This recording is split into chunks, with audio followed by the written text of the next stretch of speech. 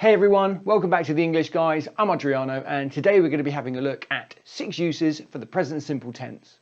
If you like this video, please remember to hit like and subscribe down below. It really does help us out as a channel. And also please go to theenglishguys.com where you can find out more information about the tutoring services and courses that we offer.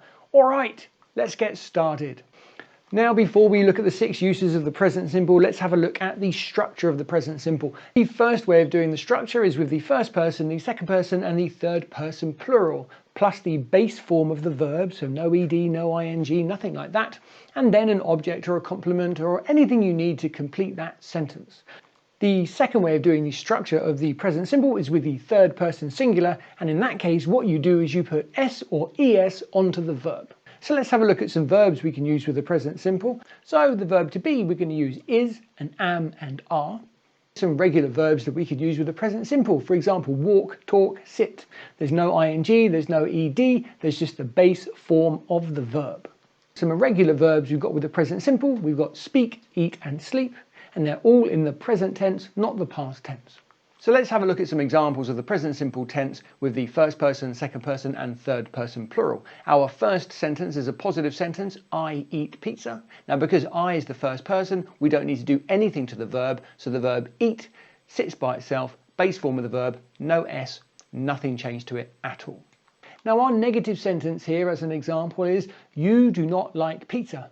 You is the second person, so we've got do not like pizza, the verb is in blue, nothing's happening with the verb, so first person, second person, just the base form of the verb by itself, nothing added. Now our third person plural, we've got here as a question, do they like pizza? And it's the third person plural, so again we don't do anything with the verb, the question word is do, the verb is like, in its base form, nothing changes. Now with the third person singular, there are some changes with the verb. So for example, our positive sentence is he likes pizza. Now he is the third person, I, you, he. And as you can see with like in blue, the verb, what we've done is we've added an s on the verb. So he likes pizza. Now our negative sentence with the third person singular is he does not like pizza. Now, he is the third person, I, you, he. Now have a look. You see the like, there's no s on the like. What we've done, because it's a negative sentence, we've put es on the question word instead. So, he does not like pizza. The es is on the do, so he does not like pizza. And with our question, it's the same as our negative sentence. Instead of putting the s on the verb, what we've done is what? Does he like pizza? Like is in the base form, and we put the es on the question word do. So, does he like pizza? So our first use of the present simple is with repeated actions, and we're going to start off with a positive sentence. He drinks coffee every morning. Now, he is the third person, I, you, he. So as you can see with the verb in blue, drinks, we put an s on drink to make drinks because he is the third person. So he drinks coffee every morning. And our negative sentence here is they do not go on holiday every year. They is the third person, so we haven't done anything with the verb. We've left it in the base form. No s is needed because we've got the third person plural. And our question here for repeated actions is, does he study grammar regularly? He is the third person, so what we've done, we've not put the s on study to make it studies. What we've done instead is we put es on the question word do, so we've got does he study grammar regularly? Moving on to our second use for the present simple, and that is permanent situations. Our positive sentence here is he works at my favourite restaurant. Now the present simple is very good for permanent situations because, for example, if we said he is working at my favourite restaurant, present continuous, that would suggest a temporary situation and he might not be, happy there and he might be thinking about leaving. But the present simple, that's a permanent situation. He works there. He's not thinking of leaving. It's not temporary. It is permanent. For our negative sentence, we have she does not work there now. Now, she is in the third person, so I, you, he, she. Now, instead of putting the s on work to make works like you would normally do with the third person, because this is a negative sentence, what we do is we put es on that question word do, so we have she does not work there now. Our question here is, do you live in New York? And you, second person, so that nothing happens to the verb in the base form. As you can see in blue, live, do you live in New York? The third use of the present simple is with general facts or truths, and our positive sentence here is the sun is hot. Now the sun is third person because I, you, he, she, it. The sun is third person, so we use is. The sun is hot. With our negative sentence here, we've got water does not boil at 80 degrees C. Now water is in the third person singular, so because it's a negative sentence, we don't put an S on boil to make it boils. What we do is we put an ES on the question word do to make it does, and then we form the negative, so water does not boil at 80 degrees C. And our question we have here is the grass green? Now grass is the third person singular, so we're going to use is with the third person singular, so our question is the grass green? And the fourth way of using the present simple is with instructions and directions, and our positive sentence here is a direction. Turn left at the corner. Now I know you're thinking, well, a sentence needs to have a subject and a verb and a complete idea, but this sentence does not have a subject. Well, with instructions or directions, the subject is implied, so you don't need to say you turn left at the corner or you should do this.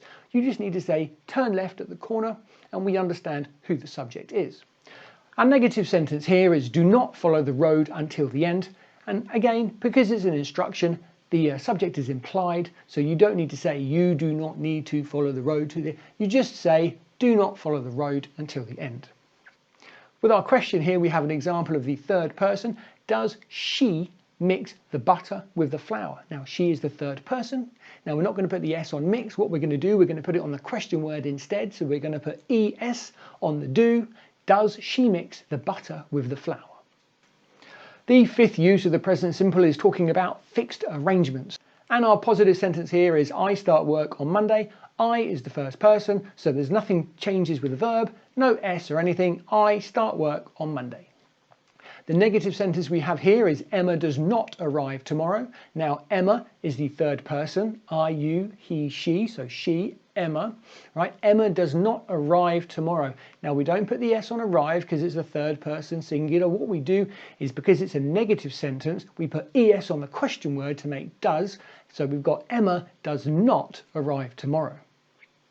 Our question we have here is, does the plane leave at 7 p.m? Now, just like our third person singular negative question we had there, plane is the third person, so I, you, he, she, it, the plane. All right, so the S does not go on leave to make leaves. What it does is it goes on that question word instead. We put ES on the do, so we've got does the plane leave at 7 p.m? And the sixth and final way of using the present simple is to talk about the future, and you can do this with adverbial clauses and conditional. Now the positive sentence we have here is I will be happy when he comes here. Now the present part of that structure is he comes here, he third person, so we've got I, you, he, so we put the S on comes because it's a positive sentence, he comes here. Our negative sentence is we will not eat if you are late. Now the present part of that structure is you are late, and because we're using you, we're going to use the verb to be are, so that makes you are late. Now the question we have here is, are you going to drive if there is snow? The present part of that structure is there is snow, and because snow is the third person, that's why we use is, so that gives us there is snow. Let's have a review of the 6 uses of the present simple. The first use is with repeated actions, the second use is with permanent situations, and the third use is with general facts or truths. Our fourth use is with instructions and directions, our fifth use is with fixed arrangements, and finally our sixth use is talking about the future.